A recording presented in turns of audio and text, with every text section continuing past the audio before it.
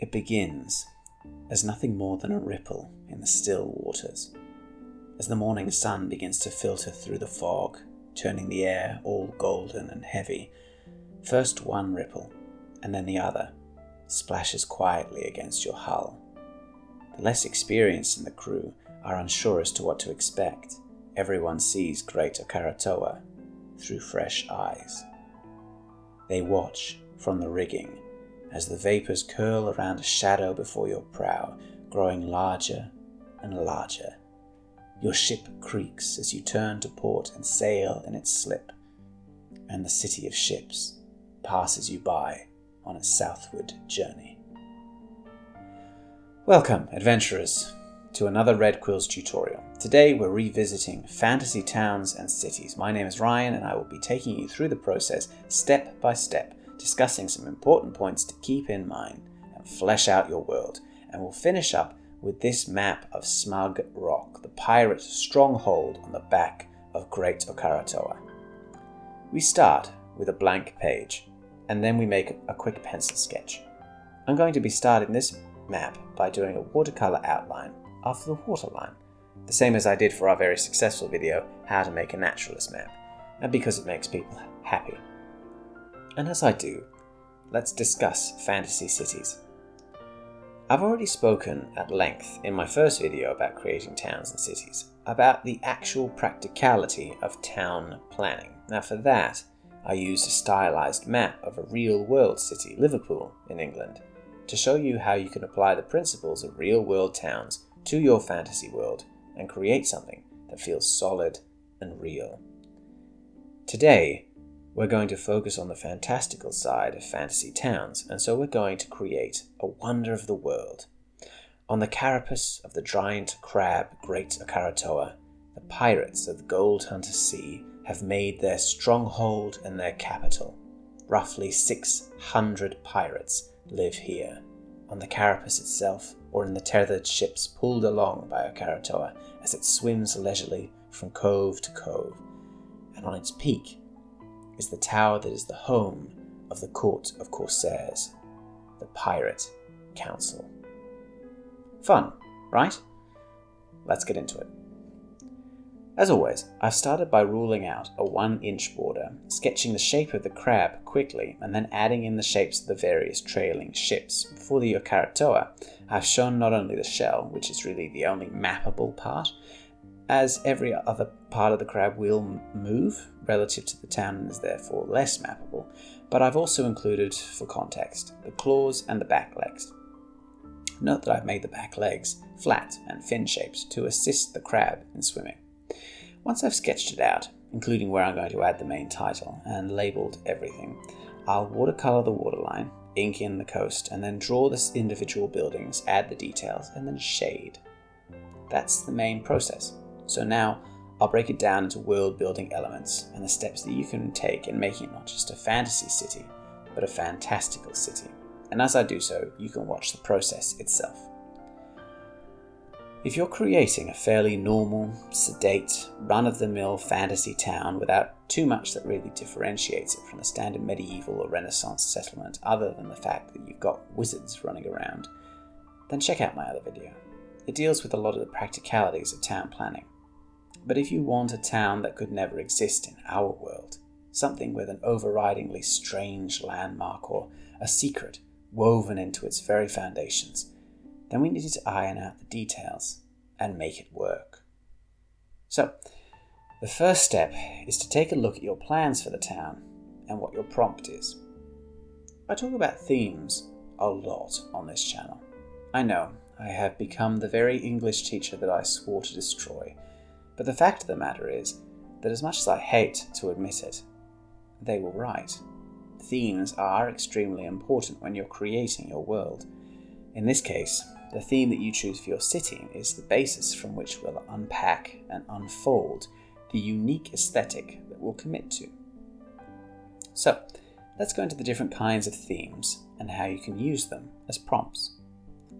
The first of the dichotomies that I'll discuss for this, the divide between the traditional and the innovative, is the center point of both of these prompts, the archaic and the industrial.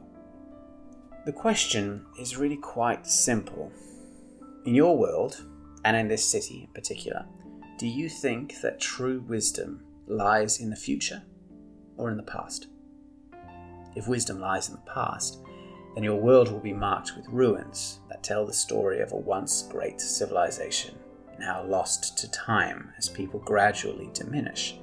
If it lies in the future, then innovation and exploration are at the forefront of your stories, as people continually discover new inventions, new lands, new resources. Both of these will express themselves by having a representative landmark shape your fantasy city, and they can do it in remarkably similar ways. An archaic world can have the city towed on the back of a kind and ancient creature that tries to protect the relative children that it carries, while an industrial world can have the city propelled by a new and exciting engine that nonetheless requires arcane fuels to power it. Another dichotomy, the balance between symbiotic struggles versus exploitative societies, marks a lot of our own world history. But while the real-life struggles are marked with things like slavery and apartheid against democracy and civil rights, you can be a little more mythic in your worlds. If the city is pulled or powered by magical creatures, are they there by choice or held captive? Does the enormous tree in the center of the city grow each year, or is it continually pruned and diminished to fulfill the designs of the townsfolk? An idealistic world has all creatures able and willing to work together under the right circumstances, but a grittier world will deal in an exchange at best and exploitation at worst. For both of these, you need two kinds of living creatures in your town. They can both be kind of people, slaves versus free citizens, for instance, or something more inbuilt, or they can be people and another kind of life form, like a giant crab, for instance. This one's a little more subtle, and it's one that no doubt a great many people have a lot to say about, but the struggle between the needs of the few and the needs of the many is not a new one, and it's not one that's going to go away anytime soon. If it's something that you feel passionately about as a world builder, then here's your chance to explore it. If the society in this city is individualistic, then each person is entitled to their own powers and their own relative strength that comes therein. Strict social classes will emerge based on birth, power, merit, or any other kind of divide that you can poke a stick at. Divisions within the city will reflect this. If a town is social, on the other hand, focusing on addressing the needs of the many, then there will need to be a mix of resources, fewer social strata, but a great deal of oversight and bureaucracy in order to try to overcome people's natural instinct to self-centeredness. And of course, bureaucracy comes with its own issues. In your town, these can express themselves in the town planning, the division of the population, or something more obvious. A wizard's tower is a very individualistic landmark, whereas a public hospital is social. Floating islands can be the different districts to divide social classes, or a healing river can be the uniting factor. In my case here, I've used the pirate city to explore my thoughts on what it is that pirates express, neither an idealized quest for freedom nor the black-hearted ruthlessness perpetuated by propaganda, but something a little more complex. They found an advantage, a giant crab, and though it's beginning to approach the end of its days, they'll try to maintain it, admittedly with brutal methods, by feeding it captives and renegades. They have a society, they trade and brawl with one another, they try to keep themselves separate from the world, avoiding sovereign borders. It's fantastical, but it examines what I want to look at in pirates. Right. Now we have our theme, and we can start to create the rest of the town. As always, I will insist that you have at least some semblance of practicality in your settlements. Magic doesn't solve everything, and nor should it. But that being said, we should combine magic with what we know of practicality so that the two can work in tandem. To that end, you need to iron out what it is that you want to be magical in your town, apart from the individual's day-to-day use, and pull it in as seamlessly as you can. So, what's the unreality here? As we talked about above, if you want your fantasy cities to really stand out, you should have a major foundational magical focus for your city, something large, unignorable, that has only a magical or a mythological explanation. It can be a great tree, a massive creature supporting the settlement on its back, or a deep well leading to a different plane. But this magical focus will set the tone for the rest of the town. Let's talk about blending it into day-to-day life, and to that end, here's a few questions to consider when creating your fantasy town that will allow you to flesh out your world building with some texture. What's the first thing that travelers notice when they enter or see the city for the first time? This is generally your unreal focus, the largest, most unignorable aspect of your fantasy city. It has a lot to do with the prompt that you chose above, and it can evolve over time as your themes develop. An arcane factory, for instance, can expand and expand as its owners discover more and more power. Perhaps it collapses under its own weight. A giant tree in the center of the city will flower in the spring, and its enormous leaves will fall in the autumn. What are the most inconvenient parts of living in the city? A large proportion of the day-to-day life in any city are the many tiny rituals and courtesies that we adhere to in order to limit the unpleasant realities of being inconvenienced by other people. When you're dealing with the arcane, how do your townsfolk deal with that inconvenience? When a well reaches into a circle of hell, how do they avoid that? How do they celebrate it? How, most importantly, do they ignore that so they can live in peace? What are the benefits available to these townfolk that they won't normally have access to? A large city has a great deal more culture than a small town, more public works, more infrastructure. There are benefits like sanitation, security, and diversity of business. But in a fantasy city, those benefits can extend into the supernatural. If, for instance, a city that holds a celestial gate promises that anyone who lives in the city is protected from the forces of evil, that's a huge benefit, definitely worth paying taxes for. So, those are the biggest sites of power in the city. They form the basis of your thematic exploration. But there can be any number of sacred or arcane sites that utilize and express magic in fantasy cities. Let's go through a list of real buildings and link them to fantasy as a basis of comparison. Now, I've already discussed a list of buildings and areas that you can find in villages, towns, and cities. The secret, if you haven't watched that video, is that every town is just a few villages crammed together, and every city is a couple of towns pushed together. Once you know that, you can fill out the neighborhoods and the districts of your cities as easily as you like.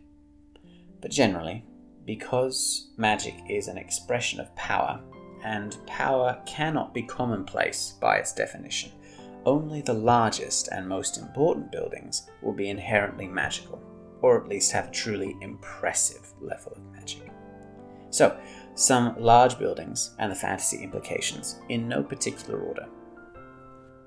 I'll start with hospitals and sanitations because of their implication for social well-being and compassion. Generally, these are considered to be good things. Caring for the frail and injured is morally commendable. There is a lot to examine in the parallel between the concept of purity and the concept of health. In a fantasy world, this can express itself in the people who work there, the tools that they use to clean and cure, working as the avatars of goodness and light, using blessed water and holy silver. Another thing to consider, of course, is that doctors and medical professionals have a great deal of power, and it can be used for ill rather than good. In modern society, we lean more and more towards surveillance as the primary deterrent of crime. But for most of history, where surveillance was impossible, capital punishment was the major deterrent. The punishment massively outweighed the crime because it was supposed to act as a terrifying moral to a cruel story. If you are caught, you will pay 100-fold what your crime deserved. This is a darker side to a city, but consider punishment through a fantastical lens. How can magical, religion, or mythical creatures extend and deepen the suffering of criminals to deter their comrades? Innovation happens whether magic exists or not. It is the fundamental rule of all living things that we adapt to changing situations or we don't stick around for very long. So even in a fantastical world, there'll be a place for study and the exploration of concepts. It's entirely up to you whether that place is dedicated to exploring uncharted territory, as it were, or unveiling forgotten lore. But any place of learning must have the rules of investigation to make sure that everyone's findings are compatible, and that's the rub. What are the rules of study? Do they apply logic or the scientific formula? Do they have another method that they apply?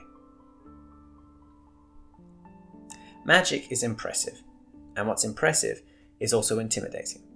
The best defense is the one that never has to be used. All it needs to do is look good. In your fantasy town, how does the town ensure that it does not need to be concerned about invasion? There are plenty of mundane ways to do this. Walls and drawbridges, towers and ballistae. But when you can turn to magic as well, how does that express itself? When you're only limited by your imagination, how do you set your enemy's nightmares on fire? So, that's sorted out your major foci, the big points of interest when people go to the city, but a magical world has all sorts of arcane expressions of power, and the less powerful they are, the more commonplace they become. The ability to make a tiny wisp of light that remains constant could be something that the average person can replicate, but it'll mean that your city does not need torches or gas lanterns to remain lit. Have a think about all the commonplace necessities, not food or water or shelter, which are easy enough to secure without magic, that they're just a waste of power, but other more complicated or expensive necessities, like, for instance, light. As I mentioned, removing the requirement to employ a legion of lamplighters is a huge boon to any government. The air becomes cleaner, the streets become lighter, the nights become safer, the material costs massively decrease. Locks. The ability to lock one's doors and windows is not to be understated as a benefit to peace of mind. But a lock is also an extremely fiddly thing to make. If one can be made by magic and only opened by magic, then that removes a large piece of that particular problem. Storage. Everyone needs more storage space, but also temperature-controlled storage space. Being able to refrigerate food has revolutionized the world. Communication.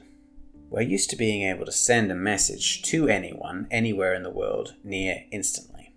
But even the ability to send a message from one side of town to the other within a minute is life-changing. Timekeeping.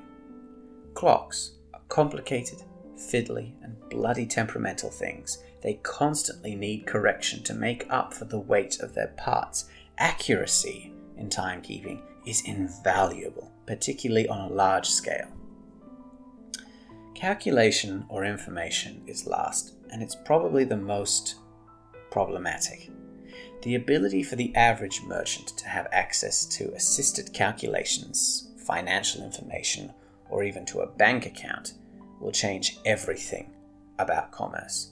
It has changed everything about commerce, but the effects are very widespread and they have their own downsides. Alright, now we've got everything we need to create your fantasy city, and you've got all the details to make it distinct and impressive. So here's a list of a few more pieces of information to ensure that you have everything that you need. What we've been discussing so far is the weird and wonderful additions that make your town different than all the others. That should not come at the expense of what every map of a town needs to have in order to function. Make sure that you add in the navigational essentials like the compass, unless your city moves, the scale, and any legend that you need. You want to mark out your neighbourhoods and your districts and label each major road in the districts and each major street in the neighbourhoods. Mark how your people get into and out of the city and how they navigate through it. I'm filling the borders of this map with an absolute plethora of details about the culture and the history of Smug Rock. And you can too. That's the benefit of a town map. The map is only one small part, because what you're navigating is as much about the townsfolk as the town itself. Add in details about festivals, customs, commerce and religion. It's important information on any map, and it's worth noting, if you haven't written it already, who controls the city and how. It'll be reflected in the way that the entire city is designed. Where are their major centres and their outposts? Where are their fortresses and their defences? So now we're beginning to see the shape of this particular town. Smug Rock, the capital of the Court of Corsairs on the back of Great Akaratoa. It swims through the Gold Hunter Sea from secluded cove to secluded cove, away from the prying eyes and eager swords of their enemies. It's called the City of Ships, and all the pirates of the Gold Hunter Sea know it. Each year, the captains that answer to the court come together to pay tribute and conduct business. The captains that refuse are captured and fed to Great Akaratoa. If you sail on the Gold Hunter Sea with any precious cargo, you will eventually be met with and probably boarded by the pirates that answer to the court. Your items, and possibly your lives, will be forfeit to them and to the City of Ships. For those following this video from our previous sailing in search of the fabled hoard of Amador's Smoke Eye, then be warned that if you are boarded and the map is found, it will be taken directly to the court. While Amador's map records Smug Rock's location as being far to the northwest, it has since moved and now floats off the southwest coast of the Builders near Laruval Island. The court is desperately interested in Smoke Eye's map and seeks his treasure for themselves. Their power is far-reaching, their greed is all-consuming, and they make formidable enemies. Anyone attempting to treat with them must have their wits about them. Alright, let's take a look at the map as a whole now. The Guide to the City of Ships, Smug Rock. It contains not only a comprehensive map, but also a great deal of information, both overt and implied, about the town and its inhabitants. It can be used as a handout to prepare your players, hung on your wall to spruce up a gaming room, or just as a prompt for your own world building. As always, I'll have this map available on my journal, the link is in the description below, along with the list of materials that I've used and the link to my commission page. If you want a map like this of your own, you can send me a message or take a look at my website. I try to come out with a video every week, so check out last week's video, how to make a realistic treasure map, if you haven't already. The map there of the Gold Hunter Sea links directly to this one. Thank you to everyone for watching, and I'll catch you next week.